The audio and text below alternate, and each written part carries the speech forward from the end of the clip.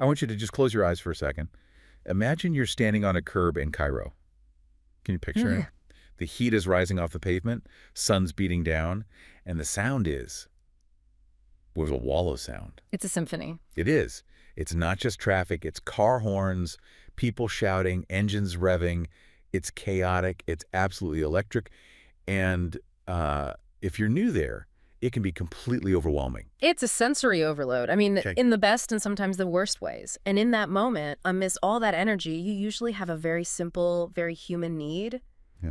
You just need to get somewhere. Right? Maybe you got a meeting, or you're trying to find the pyramids, or maybe you just desperately want to get back to the air conditioning in your hotel. Exactly. And that moment standing on the curb, needing to move but not knowing how, that's the ultimate test. It's the difference between feeling like a helpless tourist and, feeling like a capable traveler who actually owns their journey. Totally. So that is our specific mission today. We are doing a deep dive into a document that's simply titled Lesson 06. It sounds a bit clinical, doesn't it? Lesson 06, like something you'd find in a dusty archive. It really does, but don't let the name fool you. This is essentially a survival guide. The source's title is Transportation in Egyptian Arabic, or as the locals call it, Mouaslat. Mm-hmm. And what really drew me to this is that it completely bypasses the academic stuff. It's for the absolute beginner who needs to survive on the street, like today. Which is exactly what we love. I mean, we aren't here to conjugate complex verbs or learn how to write poetry. This is all about utility. Right. And what I love about this source is it uses Franco pronunciation all the way through, which is a huge deal for learners. We should probably unpack that right up front. I think Franco might be a new term for some people listening. What exactly are we looking at here? So Franco is this fascinating internet age adaptation. It basically using English letters and numbers to write out Arabic sounds. Yeah, in text messages or chat. It was born out of necessity when keyboards didn't have Arabic characters, but it's sort of become the standard for a lot of young Egyptians online. And for us today. For us, it's a lifesaver. It lets you read the Arabic vocabulary without having to learn the entire Arabic script from scratch. Which is huge. I mean, it lowers the barrier to entry completely. So the promise of this deep dive is pretty bold. By the end of this conversation, we're going to equip you, yes, you listening, with the toolkit to identify a vehicle, hail it, negotiate a price, and most importantly, tell the driver where to stop. And I'd argue that knowing how to ask is just as important as the words themselves. There's a psychology to it. You know, if you ask with confidence, even with a thick accent, you get treated differently. Confidence is currency, for sure, especially in a busy city. So let's build that confidence. We had to start with the visual. You're standing on that sidewalk. What are we actually looking at? The source starts with the vehicles. Right. So the umbrella term, the category for everything we're doing today is Mouaslat. Mouaslat. Mouaslat. That literally just means transportation. It covers the whole fleet. Okay, Mouaslat. Now, scanning this vocabulary list in Lesson 06, I was actually pretty relieved. I was expecting all these difficult Arabic words, but a lot of them are, well, they're basically English. They're cognates, or loan words. This happens a lot. It makes your life much, much easier. For instance, if you want a taxi, you don't need a dictionary. You just ask for a taxi. Taxi. Okay, I think I can handle that one. I have faith in you. The pronunciation's a little sharper, maybe, but if you say taxi, everyone knows what you mean.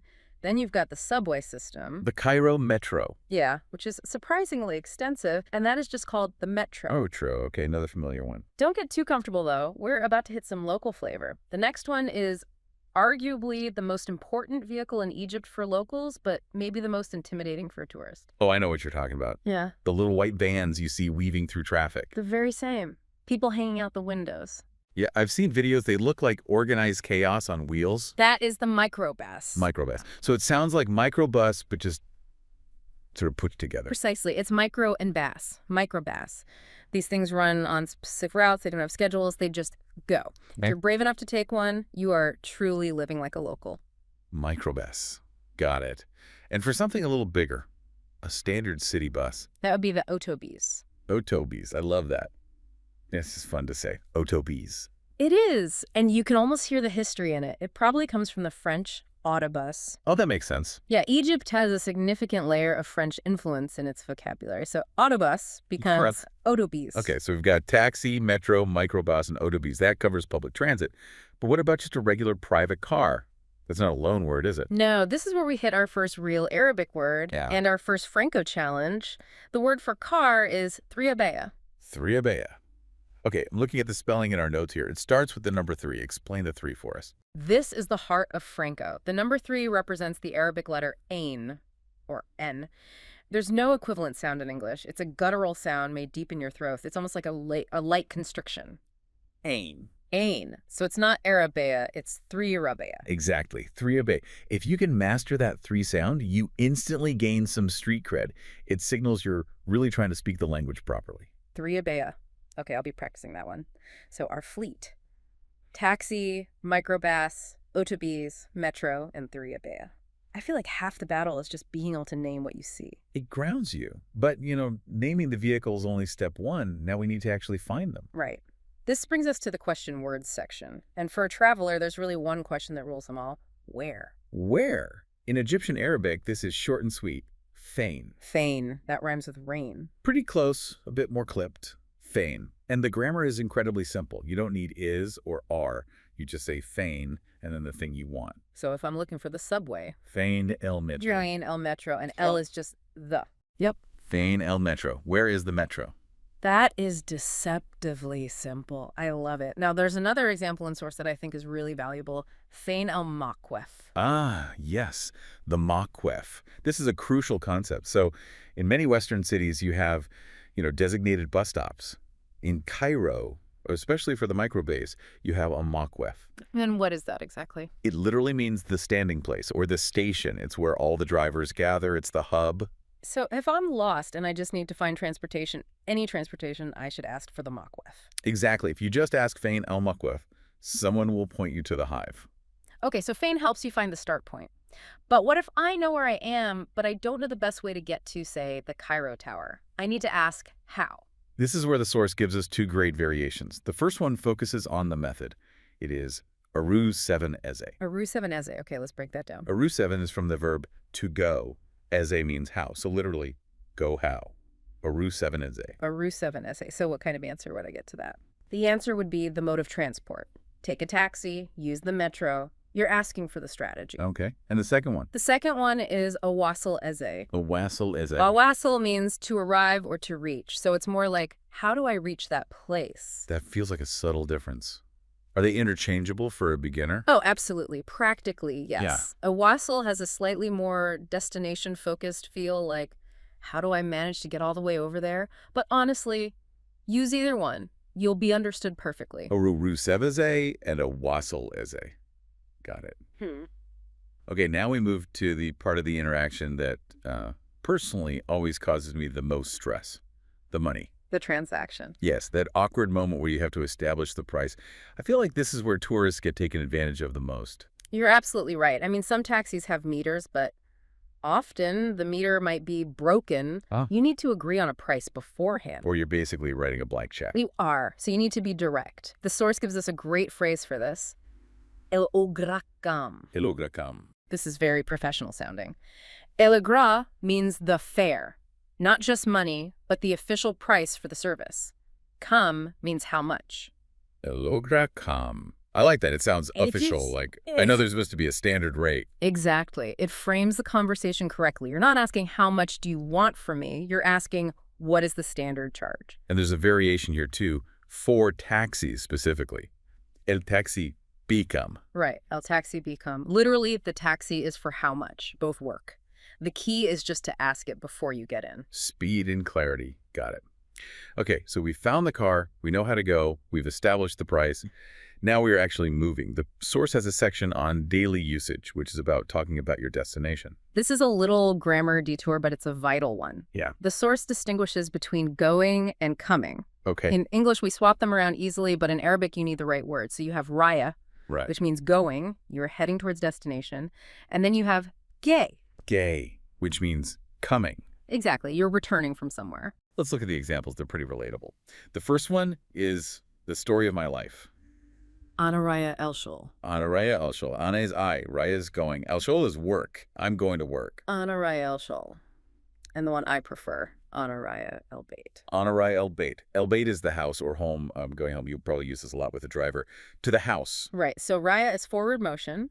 And coming back. You switch to gay. The example is Anna gay man el Schol. Anna gay man el Schol. Men is the preposition for from. So, I am coming from the work. It's a really simple structure. Anna Ray place versus Anna gay men place. It is. But now we get to what might be the single most practical phrase in this entire document. I can't stress this enough. Okay, I'm listening. You're in the car. You're getting close. The traffic is nuts, and you need the driver to stop right now. You can't just sit there silently hoping he reads your mind. No, you need to pull the cord. The phrase is, Enzel hina law sama sevend. Enzel hina law sama seven. Let's dissect this. Enzel means I get off or drop me. Hina means here. And law sama seven. The magic word. It really is. It means please or excuse me. The source puts a big important note box around law sama 70. It says it's crucial in any interaction. It is. Egyptian culture values politeness. You can't just bark, stop, or hear. It's considered rude. But if you say, Enzel hina law sama 70, you're being respectful, it changes the whole dynamic. Enzel hina law sama 70.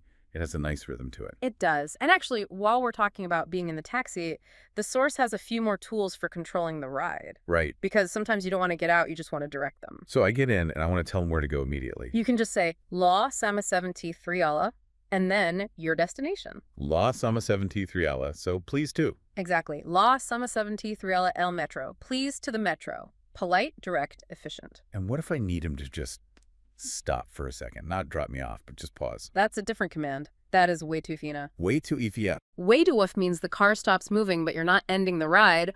Way too wafina. Stop here. And what if I need him to wait? Like I need to run into a kiosk to buy water. This is a power move, you say. Astana shwaya. Astana shwaya. Astana means wait. And shwaya, this is one of my favorite Arabic words, it just means a little bit. Shwaya. It sounds like what it means. A little bit. It does. Astana shwaya. Wait a little. It tells the driver, I'm coming back. Keep the meter running. It gives you agency. You're not just a passive passenger anymore. I love that. It really is about agency. Okay, so we've got the vocabulary, the questions, the commands.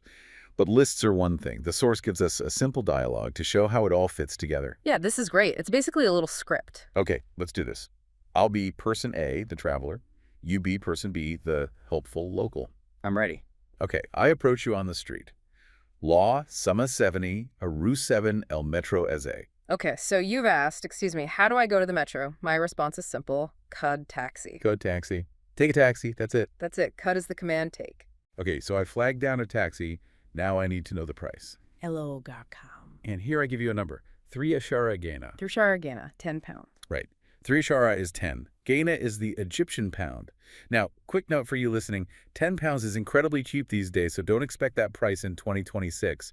But for the lesson, it works. Right. Inflation comes for us all. Okay, I agree. We drive. We're getting close to the station. I need to get out. Tamam, Enzel hina, law, sama 70. And tamam just means okay or great. Tamam, Enzel hina, law, sama 70. Okay, drop me here, please. And that's it. A successful transaction from start to finish. It's a complete narrative arc. Look at what you did. You started with a problem, Aru 7. You got a solution, Cud taxi, you negotiated, elogogram, and you executed the ending, Enzel hina. When you break it down like that, it feels so manageable. It's not learning a language in that scary, overwhelming sense. It's just stringing together 4 or 5 Lego blocks. That's the beauty of this source. It strips away all the noise. Okay, let's do a quick recap. The golden phrases of Egyptian transportation. If I want to find something. Fame. If I need to know the best way to get there. Eru 7 Eze. The price. El Ogra Kam. I'm heading to my job. Anaraya El Shol. And the most important one, the one that ends the ride with politeness and dignity. Enzel hina la sama 70. Enzel hina la sama 7. I actually feel like I could do this. I'm ready to book a ticket. You absolutely could. And you know, looking at all this, there's a deeper point here that I think is worth dwelling on for a second. How so? We often think of language learning as this massive intellectual thing. We want to read newspapers, debate politics, understand poetry, and that's great.